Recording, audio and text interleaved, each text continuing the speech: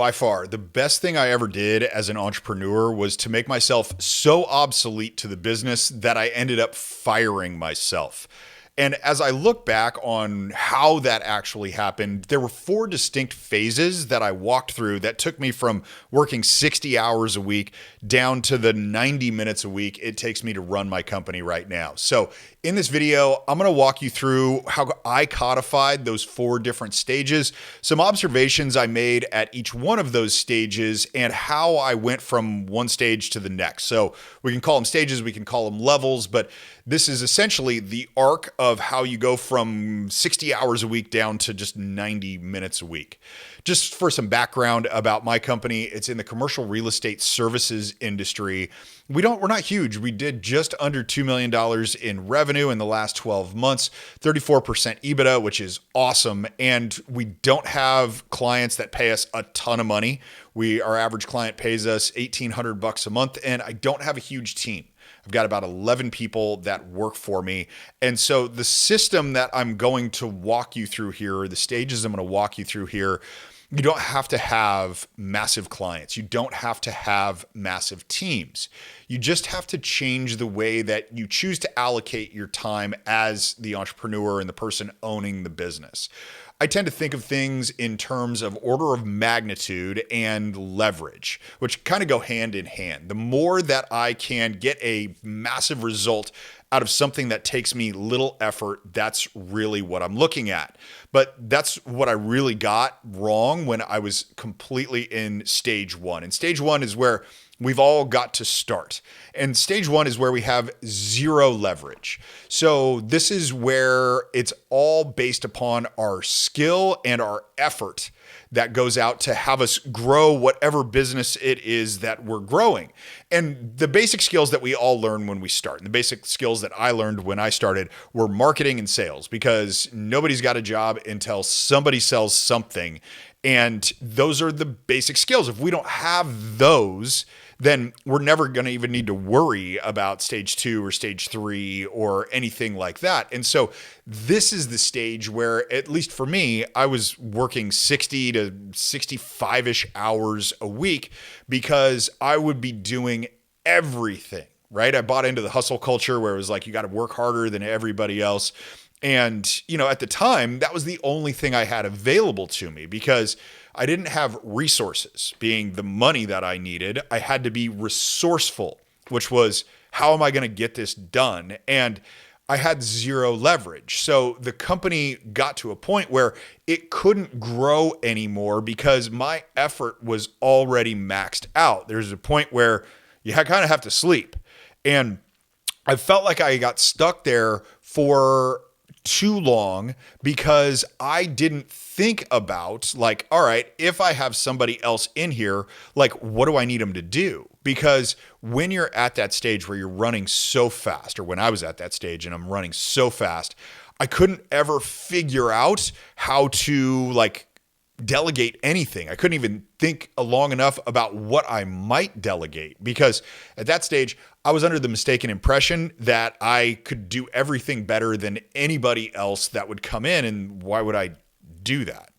And I was willing to trade my time for money at that point. And I realized that in order to get to that next level, I first needed to figure out what it was that was like a low return on my time and how I could get somebody else to do it. And that's when I started to move on to stage two, which is really a low leverage phase. So we've got a little bit of help, but it's not enough to really impact the time that we do it. And what I realized was that I got into this stage where I started hiring people, but I had completely inconsistent delegation.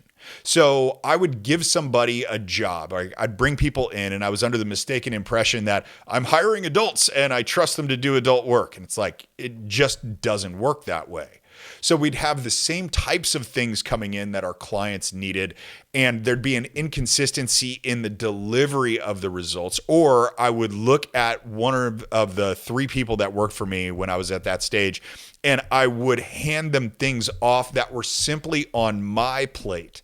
And so I kind of looked at like all of them as these almost like assistants to me, where I would hand off little pieces of whatever I was looking for, because I was running so fast I couldn't figure out like really what the structure needed to be that would allow them to do the work. So it's like you just hire people to get people off your plate, or get things off of your plate, and it turns into a firefighting game because they're doing things inconsistently. The clients still want to come to you, and all you're doing all day is putting out fires. So when you're at no leverage in the first stage, where it's all skill and effort, the time doesn't change that much to stage 2. You're still working all these different hours, because now you're trying not just to do all of this stuff, but you're trying to get other people to do the stuff when it's inconsistent. And there's no real clear line of who owns what, because we didn't really have all that. Now, what I realized was what kept me at level 2 or stage 2 was the skill at stage 1 didn't translate into stage 2. What I mean by that is that when we're good at marketing and sales and fulfillment, all the things that we have to be good at when we're first starting our company, those are entirely different skills than managing people, than looking at how we're going to build processes, which we'll talk about in stage 3. Those are all different skills. And so we have to level up our skill. That will help us progress through the stages. At least that's what helped me progress through the stages. So I'll get to stage 3 and stage 4 in a second. But if you're tracking with what I have right now and you're drowning, you're working 60 plus hours a week, if you want to get just 3 hours back this week, click the link in the description below. I have got a free founder time dividend system. Within 48 hours, we're going to find you 3 hours and we're going to give it back to you. And that is in the link to the description. But let's get back to the framework here. And we're going into stage 3. And stage 3 is where we've got medium leverage. I'll call it that, because you got out of the stage of zero leverage where you were doing everything yourself. You got past this low leverage, but medium leverage. How do we really get some of our time back? And that happened to me when I started creating SOPs, standard operating procedures, which sounds boring, and it is boring. But you can do this thing once and then have it work for you forever. And that was the thing that really like triggered in my mind, is that I know how to do everything that everybody in the company does. At least at that point I did. Right now I'm at the stage where I don't really know how to do what everybody does. I know what they do. I know the end result of what they do, but I don't know how to do everything, because we put in SOPs, standard operating procedures, which was, how do we handle each one of the functions of the business that we need to handle in order for us to serve our clients and to make money? And so when I thought of this, I realized that it was so needed, because I was relying on my team members who naturally didn't have the same level of ability or skill when it comes to creatively solving problems. So I was allowing them to react however they thought it was best to react to whatever need of the business was coming in that they owned. And when we did that, it was still inconsistent in the delivery, because without anything standardized in terms of how we operate, it was reinventing the wheel every single time. Now, what this did was it ratcheted up everybody else's effort. So the non-standardization of processes ends up becoming more effort for everybody. And then it is just like this anchor that pulls you back or holds you back, because we're moving a lot slower. Like, picture it kind of like when you run in sand on the beach versus running on pavement. You're going to be way faster on pavement. That's the difference between not having an SOP and having an SOP for everything that you do. Everybody's going to go faster. There's going to be less friction. And because of that, there's a lot higher leverage on everybody's time, including your own. So yeah, SOPs are boring as hell to write. It's not the sexy thing. I bet you if we lined up like 100 different business owners that are in the category of like 1.5 million to $5 million, most of them would say, I didn't get into business so I could write SOPs. Well, of course, we're trying to pull you out of being in the business so you can work on the business or so you can rest or just not work 60 hours a week. SOPs are the way that you're going to be able to do that without sacrificing quality or control of what your team is delivering to your clients. Because that was one of my biggest fears was when I got out of the day-to-day servicing of the clients, it was, hey, how is this whole thing not going to fall apart? Because I knew how I did it, but I would do it a little bit differently every time. And then I would rely on team members to try to figure it out. But working myself out of the day-to-day operations really came down to writing SOPs. And I sat down for like a week, and that's all I did was I took all the stuff that was in my brain and no place else, and I wrote it down into SOPs. And by the way, side note, this is what allowed me to start taking actual vacations, not the kind where I would sit on the beach and have my iPhone with me and it was like my email would just blow up or I'd get text messages or whatever. Like I'm technically on vacation, but I'm really just working at the beach, which is not the situation you want to be in.